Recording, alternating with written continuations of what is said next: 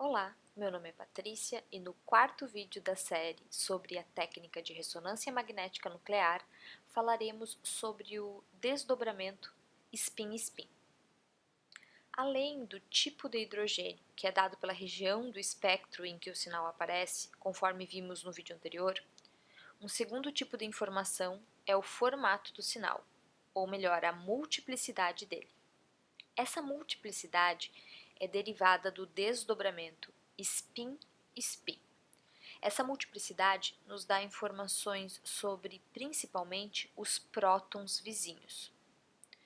Ocorre que os prótons em moléculas podem gerar sinais desdobrados em duas linhas, que chamamos de dubleto ou dupleto, em três linhas, que chamamos de tripleto, em quatro linhas, que chamamos de quarteto e assim por diante. Observamos o espectro do propanoato de metila. Existem três grupos de sinais: uma metila, identificada como A, um CH2, chamado de B, e outra metila, identificada como C. No espectro, vemos também três grupos de sinais. O sinal do CH3, chamado de A, tem somente uma linha, é chamado de singleto. O sinal do CH2, chamado de B, é um quarteto, pois possui quatro linhas. E o sinal do outro CH3, que foi chamado de C, aparece com três linhas, sendo um tripleto. O desdobramento de um sinal é causado pela interação do núcleo do hidrogênio 1 com os hidrogênios dos carbonos vizinhos. Isso é chamado de acoplamento spin-spin. O desdobramento de um sinal segue a regra N mais 1, onde N é o número de hidrogênios vizinhos. Logo, o sinal que é um singleto não possui hidrogênios vizinhos, ou seja, 0 mais 1 igual a 1, uma linha no sinal, que é o sinal referente ao grupo A da molécula. O sinal referente a B é um quarteto, pois possui três hidrogênios vizinhos, os três hidrogênios do CH3, que foi identificado como C. Logo, 3 mais 1 igual a 4, quatro linhas no sinal. E por último, o sinal referente ao C é um tripleto, pois é vizinho a um CH2, o CH2b. Portanto, como possui dois hidrogênios vizinhos, 2 mais 1 igual a 3, três linhas no sinal, um tripleto.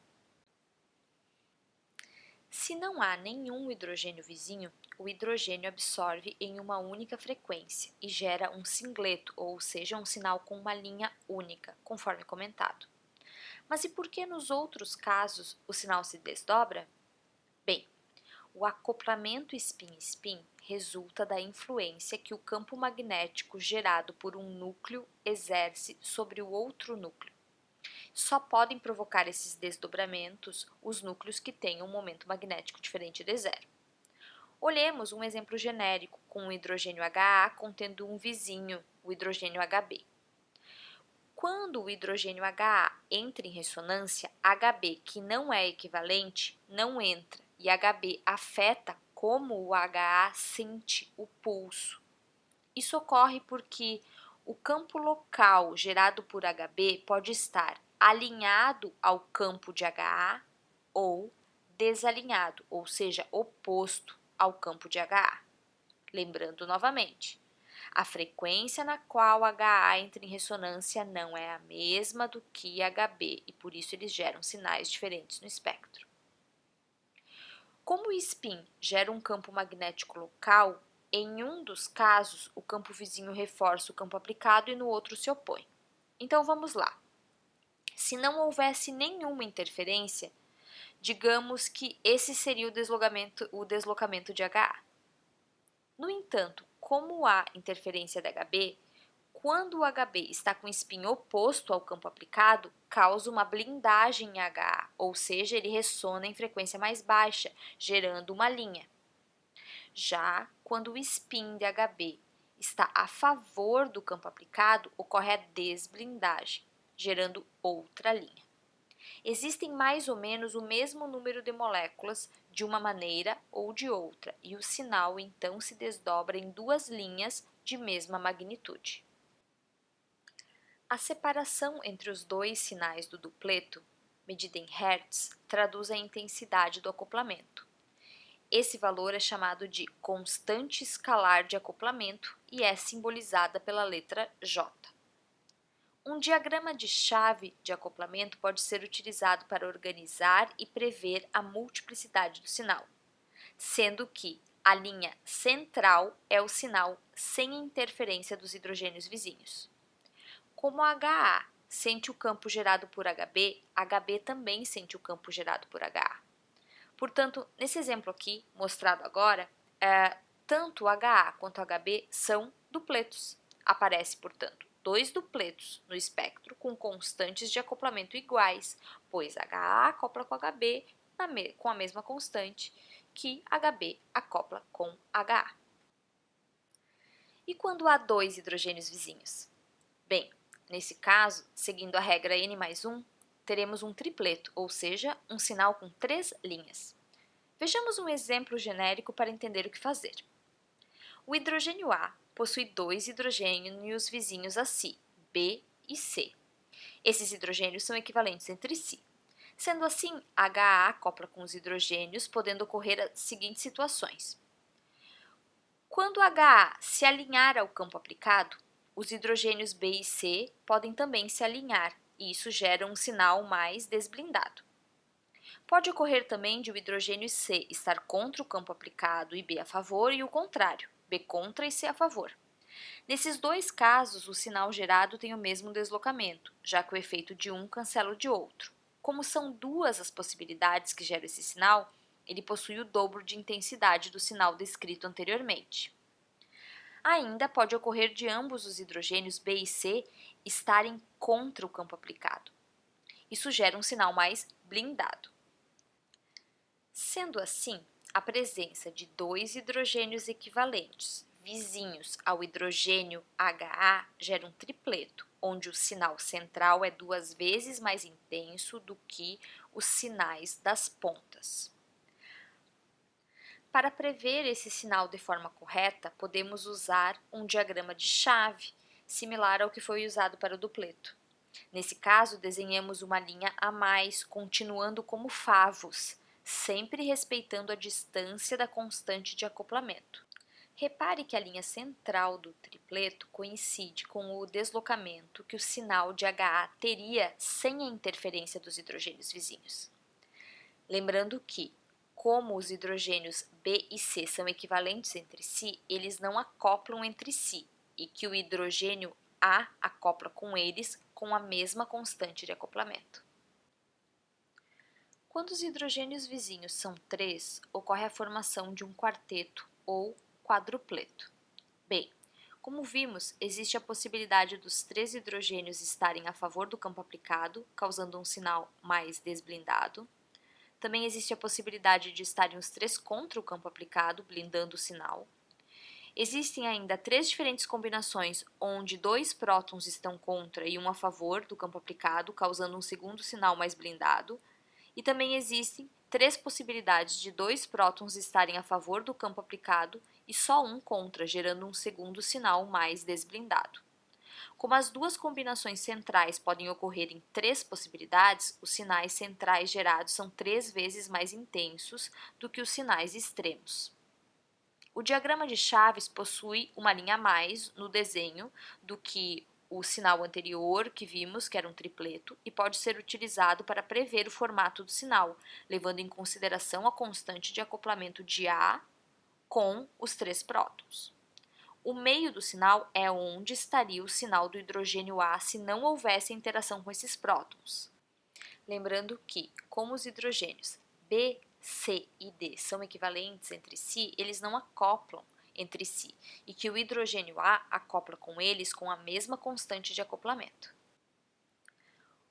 O triângulo de Pascal é um algoritmo matemático que mostra as razões de intensidade de multipletos derivados da regra N+1, e tem essa cara, onde N é o número de núcleos equivalentes com spin 1/2. O singleto é o sinal sem interferência dos núcleos vizinhos. Reparem que ele é o centro dos outros sinais. Por isso, para descrever um sinal no espectro, usamos sempre o centro do sinal como deslocamento. Reparem ainda que a partir do tripleto, os sinais centrais são mais intensos e vão diminuindo de intensidade do centro para as pontas. Essa diminuição ocorre de tal forma que a intensidade central é múltipla inteira das outras intensidades, ou seja, os multipletos são centrosimétricos. Sinais com multiplicidade ímpar, como tripletos ou quintetos, possuem um sinal mais intenso e os demais vão diminuindo a intensidade gradualmente e em pares, um em cada lado desse sinal mais intenso. Sinais de multiplicidade par, como quartetos, por exemplo, possuem dois sinais de igual intensidade no centro e depois vão diminuindo para as pontas. Núcleos quimicamente e magneticamente equivalentes não acoplam entre si, pois estarão em ressonância com o pulso.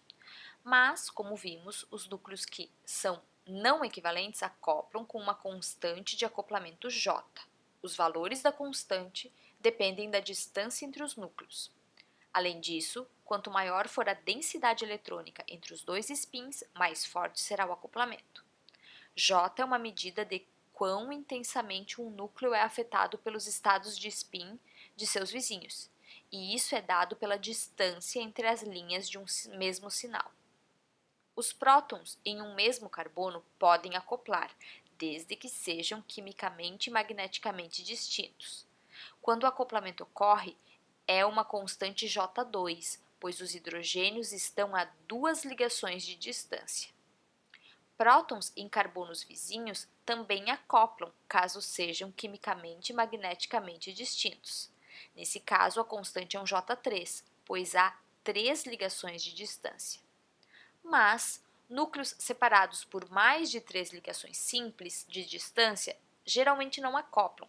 Entretanto, em sistemas rígidos ou insaturados, ocorrem acoplamentos de longa distância, ou seja, acima de 3 ligações de separação entre os núcleos. Isso ocorre pois há uma melhor condução de acoplamento nesses casos. No exemplo mostrado, temos um J4, pois os hidrogênios estão a 4 ligações de distância. Falemos um pouco mais sobre a constante de acoplamento. Conforme comentado, a distância entre duas linhas de um sinal em um espectro de RMN é chamada de constante de acoplamento, com o símbolo J e é dada em Hz.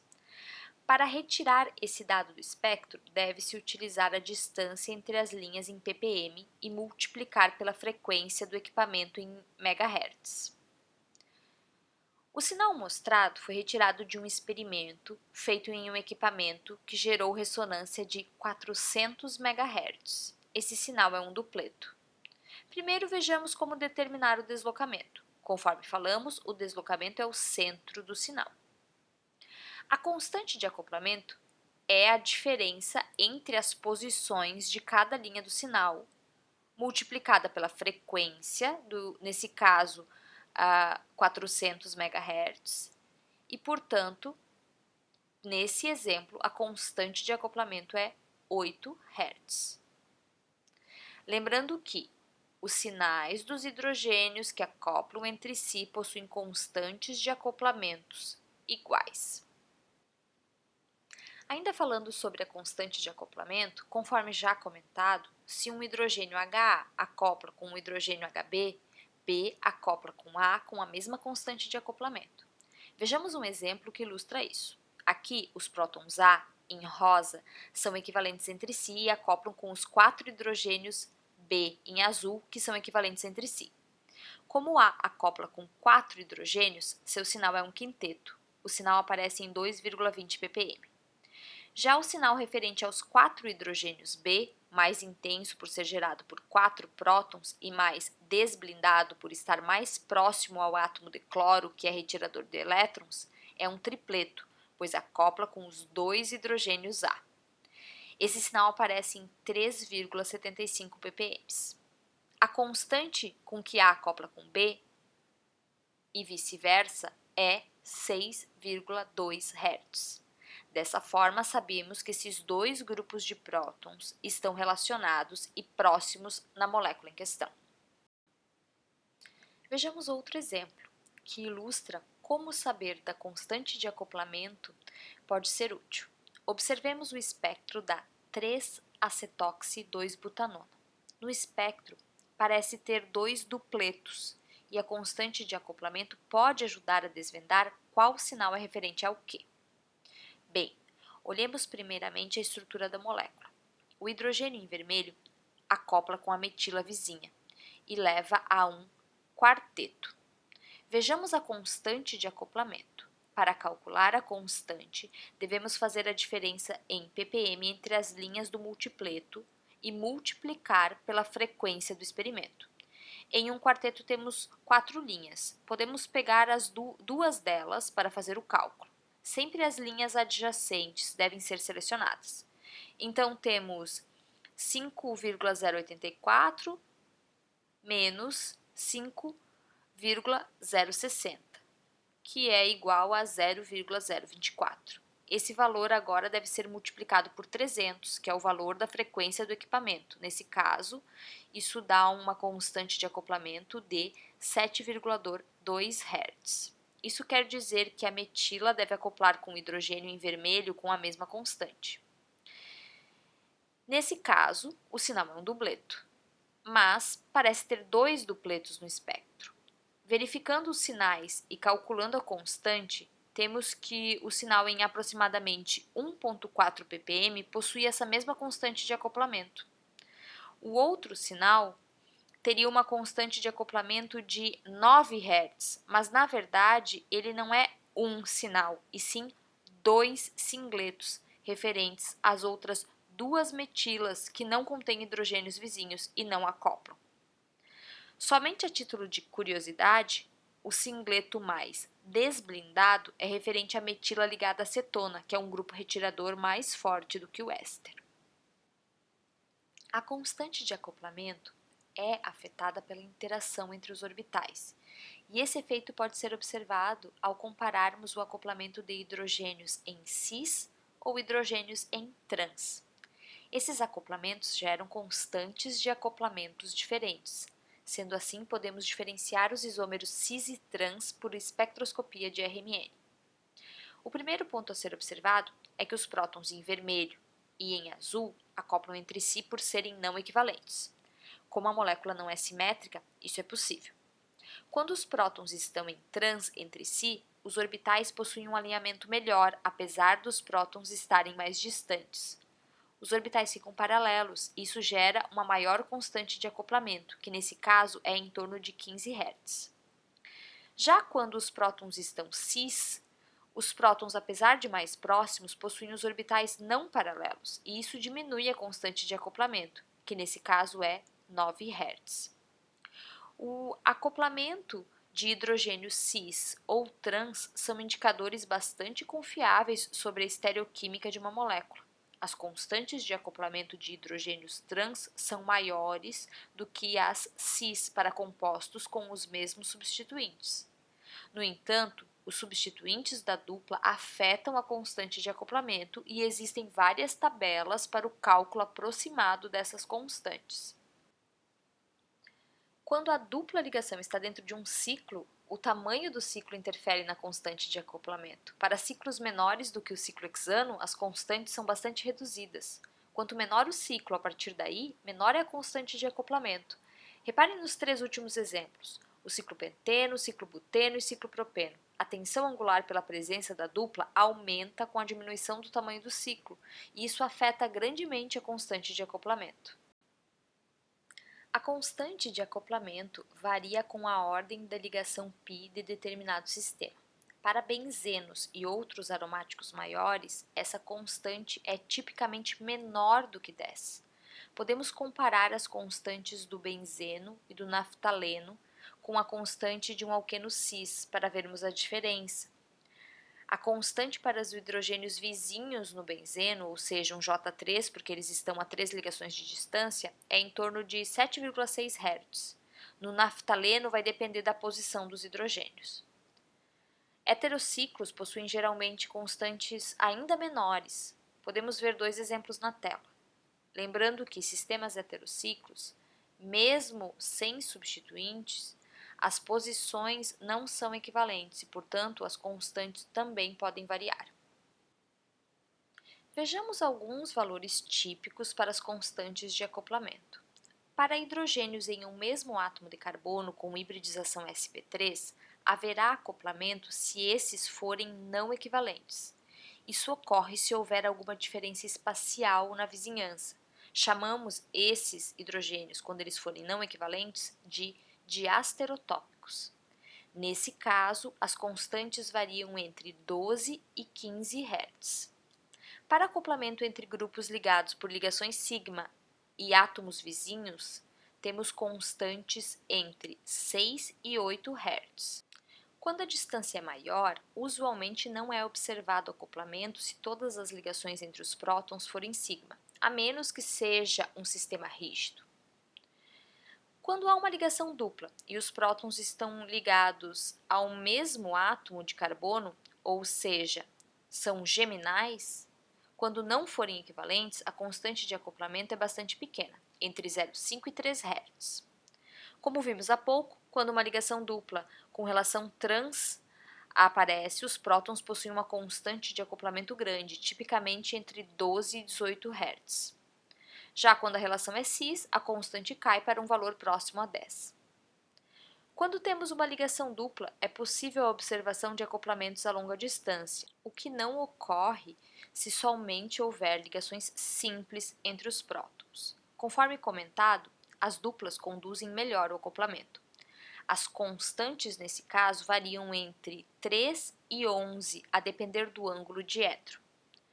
As constantes de longa distância, ou seja, J4, podem também ser observadas quando uma tripla aparece na estrutura e possuem valores típicos entre 2 e 3 Hz. Em aromáticos, as constantes J3, ou seja, acoplamento orto, são menores do que em alquenos, conforme já comentado, vão de 6 a 9. Por serem um sistema com ligações duplas, é possível observar o acoplamento em meta e algumas vezes em para. O principal mecanismo para o acoplamento entre núcleos é a polarização de ligações, que foi o mecanismo que gerou os exemplos mostrados até aqui. No entanto, existem situações onde um acoplamento através do espaço parece ocorrer. Isso ocorre em moléculas onde os núcleos com spin 1,5 são forçados a ficarem muito próximos através do espaço. Além disso, os prótons podem acoplar com outros núcleos se esses possuírem spin 1,5. Um exemplo de onde ocorrem esses dois fenômenos é a molécula mostrada. Nela, ocorre um acoplamento entre hidrogênio e flúor que estão a muitas ligações de distância, mas acoplam através do espaço. A constante de acoplamento hidrogênio e flúor, nesse caso, é de 7 Hz. Não é só através do espaço que hidrogênio e flúor podem acoplar. Como tem também spin igual a 1,5, o flúor pode acoplar através de ligações com o hidrogênio. O acoplamento entre esses dois núcleos possui constante de acoplamento maior do que um acoplamento similar entre dois prótons. Além disso, o acoplamento de longa distância entre flúor e hidrogênio é mais importante. No espectro que podemos observar, aparecem dois sinais. O primeiro sinal é referente ao CH3, que acopla a longa distância, somente com o flúor, que está do outro lado da carbonila. Ligado ao mesmo carbono do flúor, existem dois prótons, mas esses não acoplam com o CH3, pois estão a 4 ligações de distância. Mas com o flúor, o acoplamento de longa distância aparece. A constante de acoplamento, nesse caso, por ser de longa distância, é pequena, 4,3 Hz. O sinal é um dupleto, pois os 3 hidrogênios são equivalentes entre si e acoplam somente com um núcleo, o flúor. O acoplamento entre os hidrogênios e o flúor, que estão no mesmo carbono, ocorre com constante de acoplamento bem maior. Como os dois hidrogênios são equivalentes, eles não acoplam entre si e geram somente um sinal, um dupleto, pelo acoplamento com o flúor. Somente aparecem os sinais referentes aos hidrogênios, pois o experimento foi realizado na faixa de frequência para os prótons. Temos informações sobre o flúor apenas através da constante de acoplamento. e do deslocamento do sinal referente ao hidrogênio nas proximidades de um átomo eletronegativo. Bem, espero que com esse vídeo vocês consigam entender a multiplicidade de sinais que aparecem em um espectro de RMN de hidrogênio por causa do acoplamento spin-spin. No próximo vídeo falaremos mais sobre os acoplamentos e desdobramentos. Bons estudos!